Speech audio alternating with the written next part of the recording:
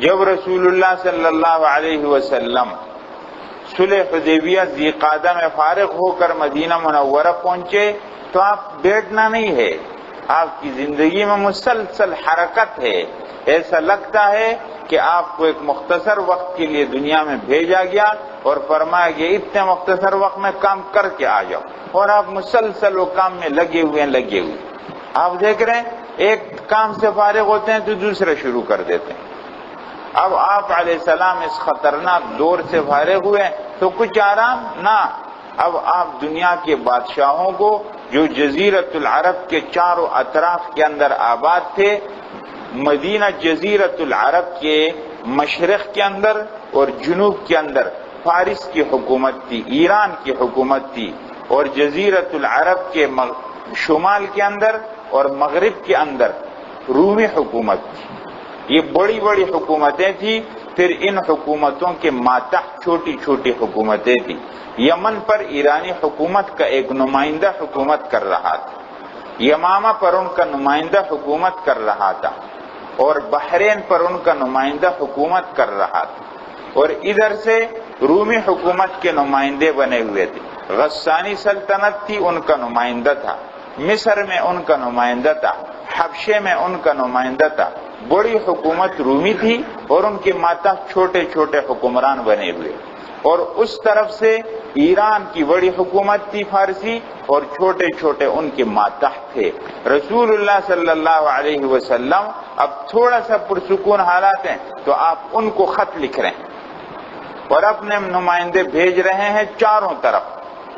اب آپ کے نمائندے ان بادشاہوں کے پاس اسلام کا دعوت لے کر کے جا رہے ہیں۔ کیا مطلب ہے؟ رسول اللہ صلی اللہ علیہ وسلم صرف جزیرت العرب کے پیغمبر نہیں، صرف عرب کے پیغمبر نہیں، آپ صرف عربوں کو سمجھانے کے لیے نہیں آئے، آپ پوری دنیا کو سمجھانے کے لیے آئے ہیں، اور ساری دنیا کو اللہ کا پیغام سنانے کے لیے آئے ہیں۔ آپ اس پیغام کو بھیج رہے ہیں عجم کی طرف۔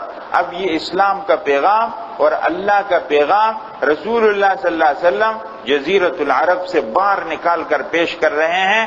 آپ مشرق و مغرب، شمال و جنوب کے چاروں اطراف میں جزیرت العرب سے اس پیغام کو باہر بھیج رہے ہیں۔ کیا بات معلوم ہوتی ہے؟ یہ کسی کی ہمت ہے ایک چھوٹا آدمی اتنی بڑی طاقت کو دعوت پیش کرے کہ تم میری بات مان لو تو تم بچ جاؤ گے؟ یہ پیغمبر کے سوا کوئی نہیں کر سکتا ہے۔ ایک چھوٹے حکمران میں کتنی ایسی ہمت آ سکتی ہے کہ وہ ایسے بڑے حکمران کو دعوت دے اور کہے کہ تم میری بات مانو؟ یہ کسی حکمران کی طاقت نہیں ہے، یہ اسی کی طاقت ہے جو اللہ کی طرف سے بھیجا ہوا ہے۔ کون؟ محمد صلی اللہ علیہ وسلم۔ یہ وہی محمد صلی اللہ علیہ وسلم ہے کہ جس کو مکے والے مذاق اڑاتے تھے، اَهَذَا الَّذِي بَعَثَ اللَّهُ رَسُولًا، کیا اس کو اللہ نے پیغمبر بنایا؟ اس کا مذاق اڑاتے تھے، اور وہ اس کی کوئی پرواہ نہیں کرتا۔ اس کی دعوت مکہ سے نکلی ہے، مدینہ میں پہنچی ہے، اور اس کی دعوت مدینہ سے نکل کر اطراف عرب میں پھیلی ہے، اور اب وہ دعوت عرب سے نکل کر باہر چلی جا رہی ہے۔ اس کا کیا مطلب ہے؟ یہ کوئی اپنی بات یا انسانوں کی بات نہیں ہے، یہ اللہ کے پیغمبر ہیں، اللہ کی طرف سے بولتے ہیں اور اللہ کی طاقت پر بھروسہ کرتے ہوئے بولتے ہیں۔ ان کے سامنے دنیا کے بادشاہوں کی کوئی حیثیت اور مرتبہ نہیں۔ رسول اللہ صلی اللہ علیہ وسلم کے خطوں کے الفاظ عجیب، سبحان اللہ۔ آپ علیہ السلام خط بھیج رہے ہیں، ذوالحجہ سن 6 ہجری میں آپ نے خط روانہ کیے، اور ان کے جوابات بعد میں آ رہے ہیں۔ چاروں طرف آپ اپنے سفیر بھیج رہے ہیں۔ آپ جس علاقے میں سفیر بھیجتے ہیں تو آپ یہ خیال کرتے ہیں کہ ایسا سفیر اس علاقے میں بھیجا جائے جو اس علاقے کے حالات سے واقف ہو اور ان کی زبان سے واقف ہو۔ ایسے افراد کا آپ انتخاب کرتے ہیں اور ایسے افراد کا آپ چناؤ کرتے ہیں اور پھر ان کو سفیر بنا کر کے بھیج رہے ہیں، اور ان میں کتنی ہمت ہے اور ان کا اندر کتنا بھرا ہوا ہے کہ بہت بڑی طاقت کے بادشاہ کے سامنے وہ اسلام کی دعوت لے کر کے جا رہے ہیں، ان کو کوئی پرواہ نہیں۔ مسلمانوں کی اصل حیثیت اور مسلمانوں کو اپنا اصل مرتبہ جاننا چاہیے۔ ہم کون لوگ ہیں یہ جاننا چاہیے۔ ہم کون لوگ ہیں حضرات؟ ہم اسلام کے داعی، ہم حق کے داعی ہیں۔ ہر مسلمان حق کا داعی ہو، ہم جس پیغمبر کی امتی ہے وہ پیغمبر حق کا داعی تھا، اس امت کا ہر فرد حق کا داعی بنے گا۔ دنیا کے ساز و سامان سے متاثر نہیں ہونا ہے اور دنیا کی چمک دمک سے متاثر نہیں ہونا ہے، اللہ کی اس حق دعوت پر دل سے پورا یقین کر کے اور دنیا کو اس کی دعوت دینی۔ رسول اللہ صلی اللہ علیہ وسلم اپنے سفیر بھیج رہے ہیں۔ اب آپ علیہ السلام مشورہ کرتے ہیں اپنے صحابہ سے، میرا دل یہ چاہتا ہے اب میں ایسا کروں گا کہ دنیا کے بادشاہوں کو میں خط لکھوں گا، ان کو اسلام کی دعوت دوں گا۔ عجیب، سبحان اللہ، آپ کیسے ساری انسانیت کو جوڑ رہے ہیں، آپ ساری دنیا کے انسانوں کو کالے گورے کا، عرب و عجم کا فرق ختم کر کے سب کو ایک صف میں لا رہے ہیں۔ آپ کی دعوت کو دیکھو، اب تک عرب پر محنت ہو رہی تھی اور اب آپ اوروں کو لا رہے ہیں، اوروں کو لا رہے ہیں، اور کیسی بادشاہوں کو بھی وہی دعوت اور غلام بلال حبشی کو بھی وہی دعوت۔ یہ اللہ کی طرف سے نہیں ہے تو کس کی طرف سے؟ رسول اللہ صلی اللہ علیہ وسلم دعوت دے رہے ہیں۔ آپ علیہ السلام صحابہ کو فرماتے ہیں کہ اب میں تم کو بھیجوں گا بادشاہوں کے پاس۔ سلمان فارسی نے مشورہ دیا، اللہ کے رسول ایسا ہے کہ آپ کو ایک مہر بنانی چاہیے۔ کیوں؟ بادشاہوں کا یہ طریقہ ہے کہ جب تک کسی خط پر مہر نہ لگائی جائے وہ اس خط کو نہیں مانتے، اس کا اعتبار نہیں کرتے، تو آپ کو کوئی مہر بنانی چاہیے۔ تو رسول اللہ صلی اللہ علیہ وسلم نے پھر اپنی ایک مہر بنائی۔ دیکھیں، یہ تو وہ سلاطین کے نام رسول اللہ صلی اللہ علیہ وسلم نے کن کو بھیجا، ابھی ایک ایک بیان ہوگا۔ دیکھیں، آپ علیہ السلام نے نجاشی کے پاس حبشے کا بادشاہ ہے عمرو بن امیہ زمری صحابی کو بھیجا، اور اس کا نتیجہ کیا کہ وہ نجاشی مسلمان ہو گیا۔ اور آپ نے ہرقل قیصر کے پاس، روم کے بڑے بادشاہ کے پاس دحیہ کلبی کو بھیجا، اس نے سفیر کا تو اکرام کیا لیکن اسلام نہیں لائے۔ تیسرا، آپ نے خسرو پرویز کے پاس، فارس کے بادشاہ کے پاس عبداللہ بن حذافہ سہمی کو بھیجا اور اس نے رسول اللہ صلی اللہ علیہ وسلم کے خط کو پھاڑا۔ تیسرے نمبر پر آپ نے مقوقس مصر کے بادشاہ کے پاس حاتب بن ابی بلتع کو بھیجا، اس نے اس سفیر کا اکرام کیا اور کچھ ہدایہ بھیجے۔ اور پانچویں نمبر پر حارث ابن ابی شمر دمشق کا بادشاہ ہے، اس کے پاس شجاع بن وہب کو بھیجا، اس نے بھی اس خط کو پھینک دیا۔ پانچویں نمبر پر آپ نے حوزہ ابن علی یمامہ کے حکمران کے پاس سلیط ابن عمر کو بھیجا ہے، اس نے اسلام قبول کرنے سے تو انکار کیا لیکن سفیر کا اکرام کیا۔ چھٹے نمبر پر المنذر ابن ساوا بحرین کا والی ہے، اس کے پاس علا بن حضرمی کو بھیجا اور اس نے اسلام کو قبول کیا۔ آپ دیکھ رہے ہیں، دو نے اس میں سے اسلام قبول کیا ہے، دو نے خط کے ساتھ توہین آمیز سلوک کیا ہے اور تین نے سفیر کا اکرام کیا۔ اب اس کی تفصیلات انشاءاللہ بیان ہوتی ہے۔ بہرحال آپ علیہ السلام سفیر منتخب کر کے ان بادشاہوں کے پاس بھیج رہے ہیں۔ دیکھیں، یہ ہے وہ مہر جو رسول اللہ صلی اللہ علیہ وسلم نے بنائی، یہ اسی مہر کی تصویر ہے۔ رسول اللہ صلی اللہ علیہ وسلم نے ایک انگوٹھی بنائی جس پر اس طرح لکھا ہوا تھا، نیچے محمد، بیچ میں رسول، اوپر اللہ، محمد رسول اللہ۔ جب آپ خط لکھتے تھے تو اس کے آخر میں یہ مہر لگاتے تھے اور آپ علیہ السلام اس خط کو پھر روانہ فرماتے۔ دیکھیں، اب آپ کو نظر آ رہا ہے یہ ہے بیچ کا جزیرۃ العرب، یہ پورا، اور اس کے آپ دیکھ رہے ہیں ادھر مشرق کے اندر اور جنوب کے اندر یہ پوری فارسی سلطنت ہے۔ ساسانی سلطنت بھی اس کو کہتے ہیں، ایرانی سلطنت بھی کہتے ہیں، فارسی سلطنت بھی کہتے ہیں۔ اور جزیرۃ العرب کے شمال اور مغرب کے اندر رومی سلطنت، اس کو بازنطینی سلطنت بھی کہتے ہیں، رومی سلطنت۔ اور یہ بڑے بڑے اور ان کے چھوٹے چھوٹے نمائندے بیٹھے ہوئے ہیں، یمن کے اندر، عمان کے اندر، بحرین کے اندر، یمامہ کے اندر، لخمیہ کے اندر، یہ سب ایریا ہے ایرانی سلطنت کا۔ بڑی حکومت وہ ہے اور یہ عرب کے علاقے پر ان کا قبضہ ہوا۔ اور ادھر سے رومی سلطنت ہے اور رومی سلطنت میں غسانی سلطنت ہے اور پھر ادھر مصر ہے اور ادھر حبشہ ہے، یہ سب پر اس کا قبضہ ہے۔ رسول اللہ صلی اللہ علیہ وسلم خط بھیج رہے ہیں، اب دیکھیں سب سے پہلا خط کہاں روانہ کیا؟ دیکھیں مدینہ منورہ سے حبشہ میں رسول اللہ صلی اللہ علیہ وسلم نے خط بھیجا. اس کے لیے منتخب کیا ہے کس کو؟ رسول اللہ صلی اللہ علیہ وسلم نے حضرت عمرو بن امیہ ضمری کو بھیجا اور ان کو ایک خط دیا. دیکھیں وہ خط یہ ہے رسول اللہ صلی اللہ علیہ وسلم کے خط کی وہ تصویر. ترکی کے عجائب گھر میں یہ خط آج موجود ہے. رسول اللہ صلی اللہ علیہ وسلم نے عمرو بن امیہ ضمری صحابی کو بھیجا نجاشی کے پاس. خط میں یہ لکھا اما بعد السلام علی من اتبع الہدی، سلامتی اس پر جو ہدایت کی تابعداری کرے. میں تم کو اس بات کی دعوت دیتا ہوں کہ اللہ واحد ہے، اس کو کوئی شریک نہیں. عیسیٰ علیہ السلام اللہ کے بندے، اللہ کا کلمہ ہے. اللہ تعالیٰ نے حضرت مریم میں ان کو پھونکا اور اس سے وہ پیدا ہو،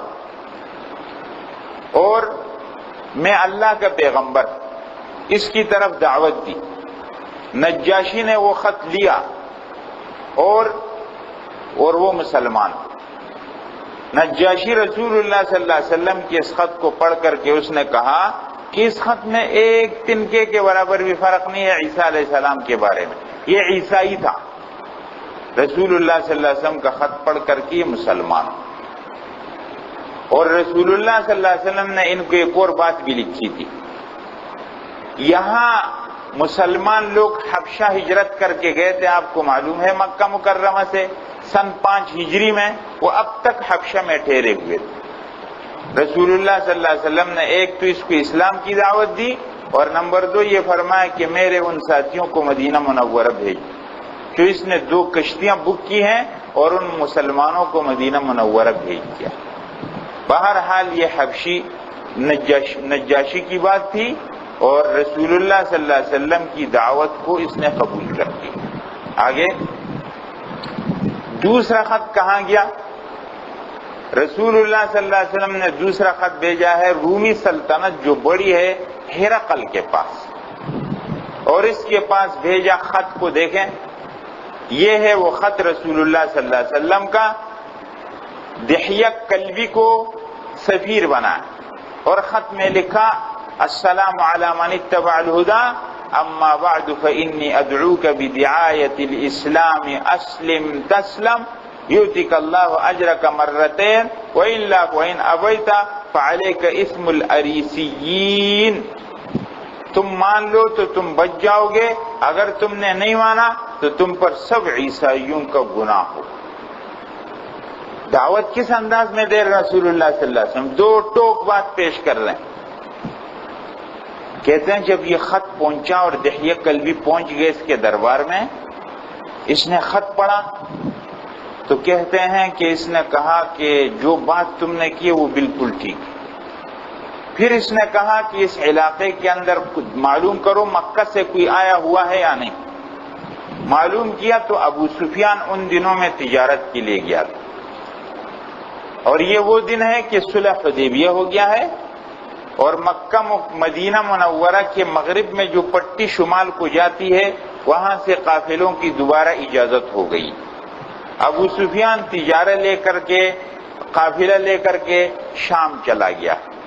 بادشاہ نے اس کو بلایا، پورے قافلے کو بلایا دربار کے اندر، اور ابو سفیان کو سامنے بٹھایا اور اس کے ساتھیوں کو اس کے پیچھے بٹھایا، اور ایک ترجمان کو اپنے ساتھ بٹھایا. ترجمان کو کہا کہ اس کو کہہ دو کہ میں تم سے کچھ سوالات کروں گا، تم ٹھیک ٹھیک مجھے جواب دو. اگر تم نے گڑبڑ کی کوشش کی تو پیچھے ساتھی بتائیں کہ یہ بات اس نے غلط کہی. جب سامنے بیٹھ گیا ابو سفیان، ترجمان ساتھ بیٹھ گیا. ہرقل نے سوال کیا یہ جو تم میں آدمی آیا ہے جو اپنے آپ کو پیغمبر کہتا ہے، یہ کیسے نسب کا آدمی ہے؟ تو ابو سفیان نے کہا کہ وہ اونچے نسب کا آدمی. کہا کہ یہ بات پہلے اس کے خاندان میں کسی نے کی ہے؟ کہا کہ پہلے کسی نے نہیں کی. کہا اچھا وہ جھوٹ بولتا ہے؟ کہا نہیں جھوٹ نہیں بولتا. کہا اچھا اس کی بات ماننے والے کون سرمایہ دار قسم کے لوگ ہیں یا کمزور؟ کہا کمزور لوگ.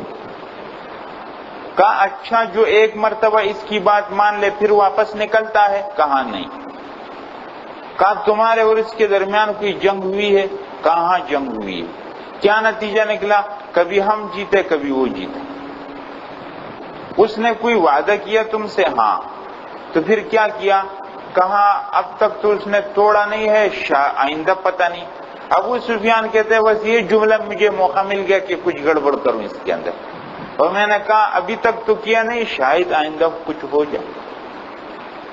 جب یہ بات کی تو ہرقل نے اپنے دربار کے اندر بیٹھے ہوئے سب لوگوں کو کہا کہ میرا مشورہ یہ ہے کہ اس کی بات ماننی چاہیے کیونکہ اس کی حکومت ایک دن یہاں پہنچ جائے گی۔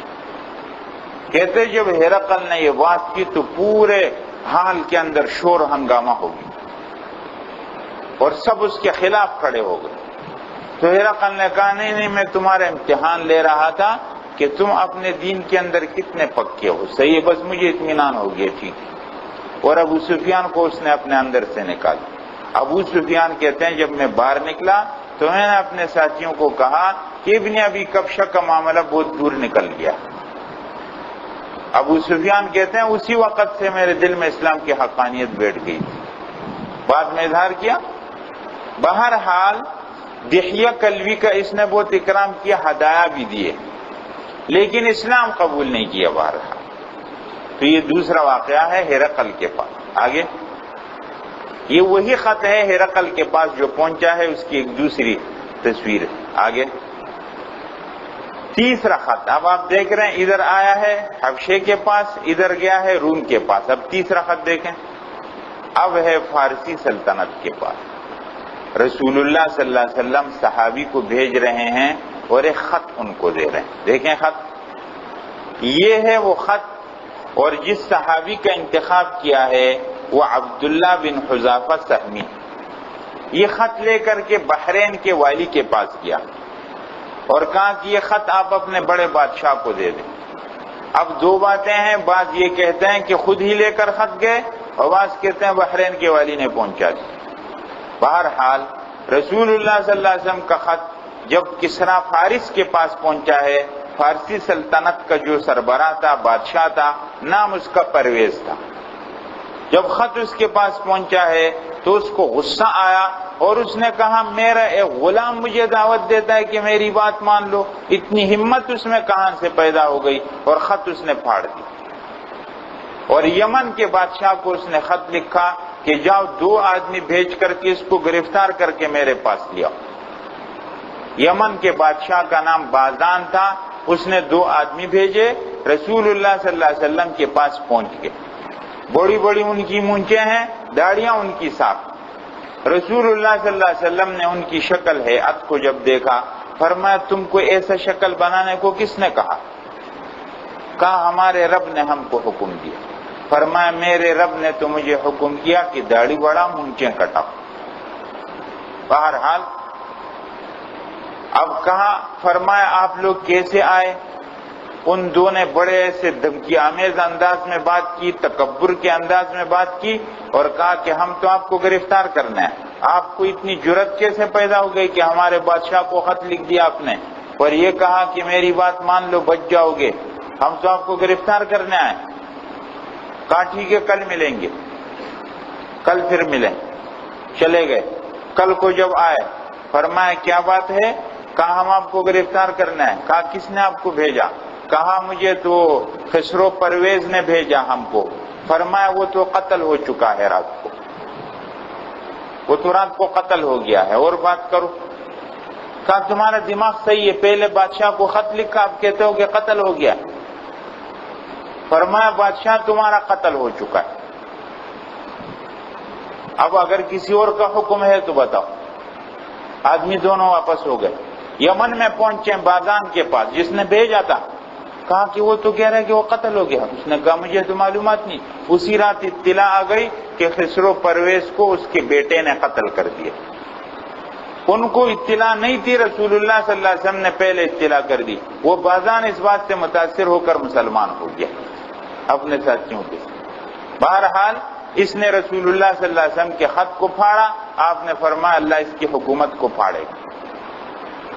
تو یہ کسریٰ کا معاملہ ہو گیا، اور اس نے رسول اللہ صلی اللہ علیہ وسلم کے خط کے ساتھ توہین آمیز معاملہ کیا، توہین کے خط کی نقد جواب مل گیا اس کو۔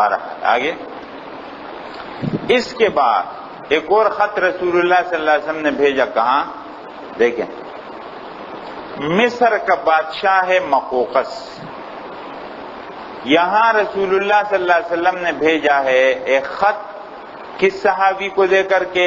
حاطب بن ابی بلتعہ۔ مقوقس مصر کے بادشاہ کو کہتے تھے۔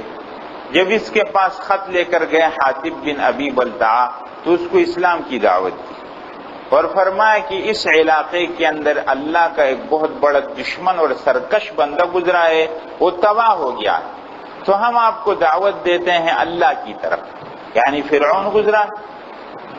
اس نے دعوت کو تو قبول نہیں کیا، کہا میں سوچوں گا، لیکن رسول اللہ صلی اللہ علیہ وسلم کی خدمت میں اس نے کچھ ہدیہ بھیجا اور سفیر کا اکرام کیا۔ وہ ہدیہ کیا؟ اس نے 2 لونڈیاں بہنیں رسول اللہ صلی اللہ علیہ وسلم کی خدمت میں بھیجی ہیں، ایک کا نام ماریہ قبطیہ ہے، دوسرے کا نام شیرین ہے۔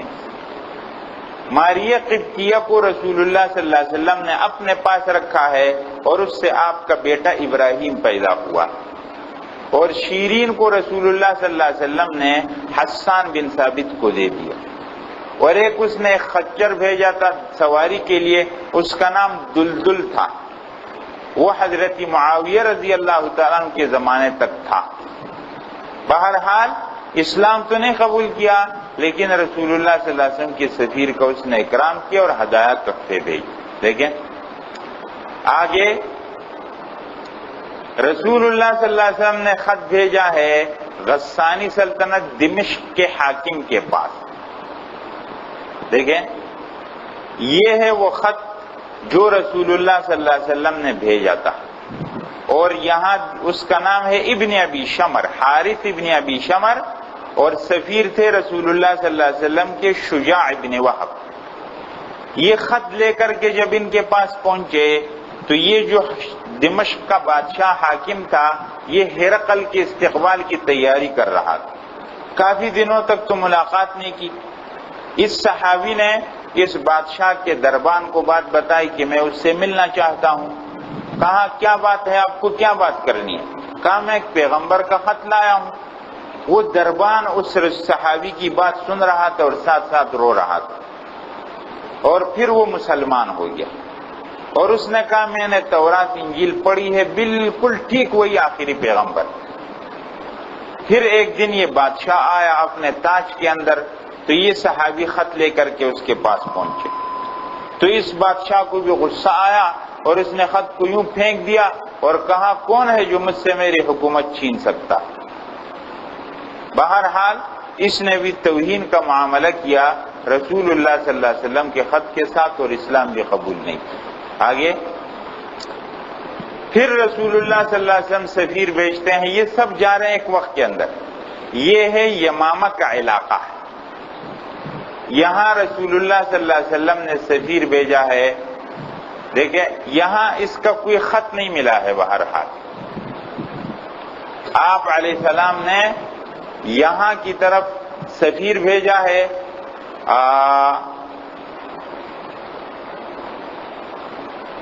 سلیط ابن عامر، ان صحابی کو بھیجا ہے اس طرف، اور اس بندے نے سفیر کا اکرام کیا، لیکن اسلامی دعوت اس نے قبول نہیں کی۔ بہرحال آگے اس کے بعد رسول اللہ صلی اللہ علیہ وسلم کا سفیر جاتا ہے بحرین کے والی کے پاس، اور اس سفیر کا نام ہے علا بن حضرمی، اور خط دے کر کے گیا ہے۔ یہ پہلے والے کا خط کوئی ملا نہیں، یہ خط رسول اللہ صلی اللہ علیہ وسلم نے لکھا، دیکھیں یہ مہر لگی ہوئی، اور اس سفیر کا نام ہے علا بن حضرمی۔ یہ گئے ہیں اور ان کو اسلام کی دعوت دی ہے، اور ساری بات ہوئی ہے، اور اس نے اسلام قبول کر لیا۔ تو آگے بات، رسول اللہ صلی اللہ علیہ وسلم کے یہ سفیر دنیا کے بادشاہوں کے پاس گئے ہیں، کوئی دعوت قبول کر رہا ہے، کوئی قبول نہیں کر رہا، کوئی اکرام کا معاملہ کر رہا ہے، کوئی توہین کا معاملہ، لیکن رسول اللہ صلی اللہ علیہ وسلم تو اللہ کے پیغمبر ہیں، ان کو ان باتوں کی پرواہ نہیں ہے، وہ حق کی دعوت دے رہے ہیں، اور مسلسل یہ دعوت جاری۔ تو یہ پہلا مرحلہ آج کی مجلس میں، یہ سلاطین کو خط کا سلسلہ مکمل ہو گیا۔ اللہ تعالیٰ عمل کی توفیق۔